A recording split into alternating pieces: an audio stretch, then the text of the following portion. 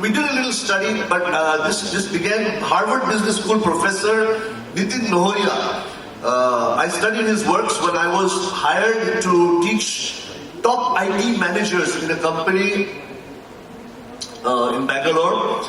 The top IT managers who had 5,000, 10,000 people under them, the goal was to train those guys. Who will train them? Because they always nominate people for training, but they're not there. So, but the training has to be relevant to them. So they didn't have, we tried to figure out what would motivate them, so we got them Harvard certification at the end of the course. So that got them to attend the class, but we had to make the program relevant enough so they stay. So we created an entire program. One of the things that I studied there was Nitin Nohoria's works, what really works. He says every time in HR, in management, there are new fads that come up, usually 3-letter words. And everybody says, this is the next big thing. He gives the example of Tom Peters, who wrote In Search of Excellence. And he studied some 14 different companies, and he said these are the criteria that make the companies excellent. Tom Peters became in the next 15 years international management guru, but the 15 companies were defunct. Yeah? Or they were no longer excellent based on those terms. So what really works over a longer period of time was the focus of Nitin Nohoria's study. And we used a similar kind of study for studying what makes leadership and happiness work, or what can make happiness sustain over a long term. Positive psychology talks about how happiness is the driver for productivity. So the worlds are getting merged is what I'm suggesting. A leader leads minds. A leader has a mind, hopefully. A leader leads other minds. So a leader must understand what motivates the mind. What motivates minds? Happiness. So if a leader becomes more happiness-centric in his approach and understands the minds who he leads, he will be able to get better results and influence better. That's the premise of the whole thing. So we came up with a study called Metamind Alignment, which has a framework of 14 different skills. But every skill has also got a mindset along with it. Because you have the mindset, you have the skill set, and then you have to have tool sets, techniques to immediately apply if you don't understand anything. We came up with this entire framework. We've been using it for a large number of companies. I have about 300 companies with me in 30 countries right now, and we're experimenting and doing great work. And we find that happiness, there are three quick tenets I'd like to share with you. Four quick tenets I'd like to share with you. Number one, and I'll use the acronym MIND for it to be a little more memorable. M is meaning. We have to turn the paradigm upside down, that happiness comes after you achieve results. There's overwhelming research now that says that happiness first, because then happiness will be the magnet that will attract success. Happiness will be the energy that will drive productivity. So there is M, meaning.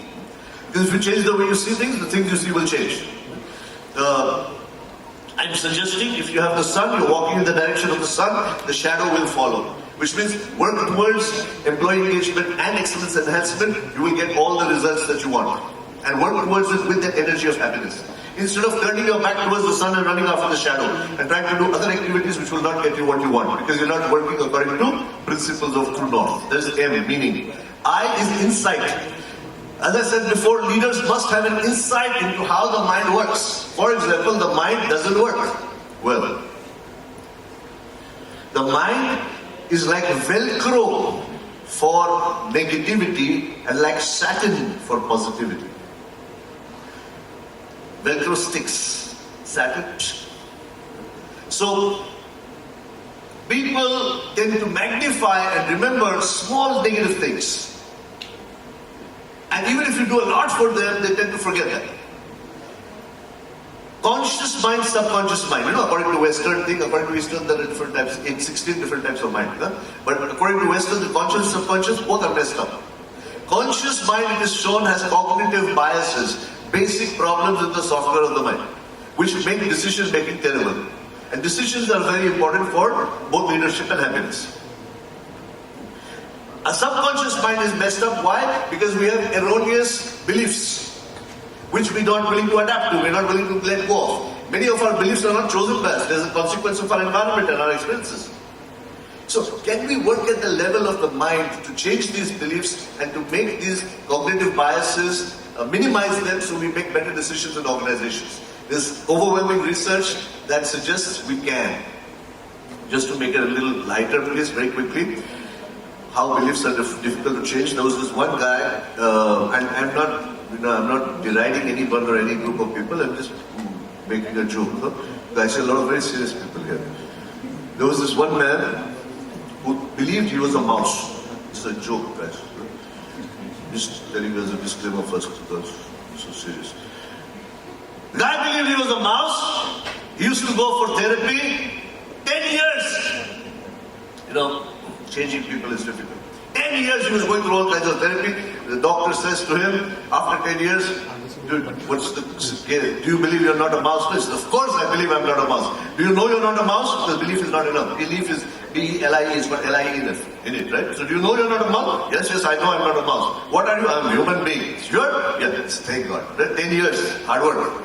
So the guy leaves the doctor's office, immediately runs back.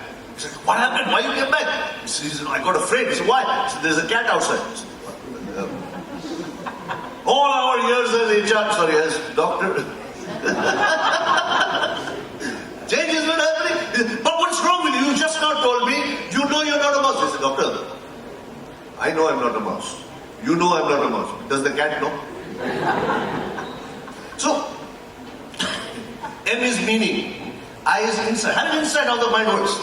If you're surprised by how some people behave, it means you have not thought it through yet. Understand psychology, yours and others. N is nowness.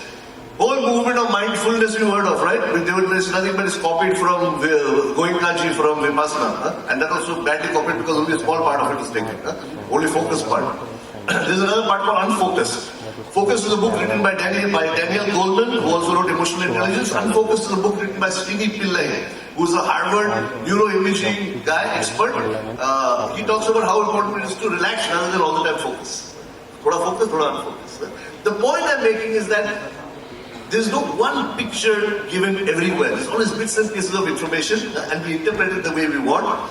I'm suggesting that use nowness in the context of not just relaxation and meditation, but nowness in the context of what Mihai Csikszentmihalyi, the positive psychologist, talks about flow. When your capacity, you remember the graph? When your challenge meets your capability, what happens if your challenge is too high, capability is too low, there will be stress. Increase your capability. There are some people whose capability is very high, but challenge is very low, they get bored. So increase your capability as much as your challenge, so that the resultant is what you get is called flow, which is being in the moment, being so good at what you do, it doesn't matter where it's coming from. I don't store anything here, it's all in the cloud. And each one of you is excellent at what you do. You've done it for so long and you enjoy it. So that's the N part, nowness, which is M-I-N. D is decisions. As I told you, decision is at the cusp of happiness and leadership. All leaders have to make decisions, and if they make bad decisions, it will lead to unhappiness. If they make good decisions, they're happiness-centric decisions. In the space between stimulus and response, there is space. We make decisions. Space is S-P-A-C-E. Simplify, progress, adapt, contribute, enjoy. Every decision you make, run it through this framework very quickly. Is the decision simple or complicated? Simplify. Does it take me forward or does it take me backwards? Progress. Am I adapting to what is real and what is not real, or am I just being obstinate about wanting it my way?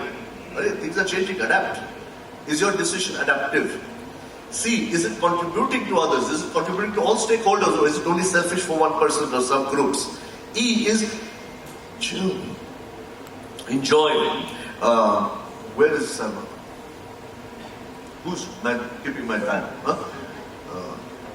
Do we have 1 minute, 30 seconds? Salman, where are you? This is lovely. I love this response. Huh? Which means I'll go on for 30 seconds. Okay. There's this guy walking up and down like this. Okay? Very, very upset. Very stressed. You know, some of us, we get very stressed sometimes. But we don't have, all of us, it's lonely at the top. All of you are leaders, very lonely. Who do we share our stresses with? Huh? Which is why I started one-on-one coaching for many leaders. It helps them. Huh? Me also, because I learn a lot from one person and tell it to the other person. Huh? So, this guy's stressed, is walking up and down. His wives are very intelligent sometimes. This man's wife was very intelligent. she asked him, what happened? So he said, no, I'm very upset. He said, but tell me what happened, huh? No, nothing. You heard of people who have something up inside them, you ask them what, they say nothing. Next time you meet such a person, say, okay, I thought it was something. He said, no, there is something. Okay? Because normally when they say nothing, they want you to ask them more. So he says, okay, I'll tell you. See, my friend Rakesh, I owe him 5 lakh rupees. Tomorrow I have to give him 5 lakh rupees, but I don't have 5 lakh rupees to give him tomorrow. So I don't know what to do, so I'm walking up and down. So she says, give me Rakesh's number. She calls 3 o'clock in the morning. The wife calls Rakesh and says, Rakesh, my husband cannot give you 5 lakh rupees tomorrow. Bang, she puts the phone down. She says, now you come and sleep. It's Rakesh's turn to walk up and down. Right. So let's not make things very serious and leave you with one last concept. It's called playful purposefulness. Playful, integrate the paradoxes of life. The higher you are, the more you will see clarity. Because you're higher, right? You're seeing it from different. The lower they are, the more they will see paradoxes. That's why we don't understand. So when you don't understand, trust and be positive, that will be nice. Playful purposefulness. One last story. There was a king who sent his son to get mentored by another king. Why? Father sends the son to me to get mentored. Why? Because you may say the same thing, but I might say it differently. Why you call trainers to your organization? Same thing they say, but it's different perspective. The king sees this boy come in. He knows why his friend has sent him.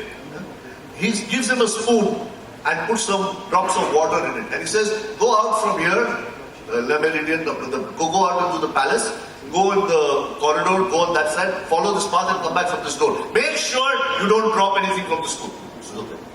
He's very eager to prove it. So he proves himself. So he goes out, he does that, he comes back and he says, see, I didn't drop it. He says, yeah, but did you see the beautiful flowers outside? Flowers? Did you see the lovely statue? Did you smell the fresh air? What fresh air? He said, come on, you're a young man, you should enjoy life. What is sitting in the conference room like? So, come on, just look, So, in the palace. So he said, okay. So he goes out, and he said, oh, what beautiful flowers, oh, lovely. Oh, what a lovely style. He said, I had a great time. He said, where's the water? In having a great time, if you forget your purpose, or in following your purpose so much you forget to be playful, what's the point? So the whole thing is about alignment, and the paradigm is this.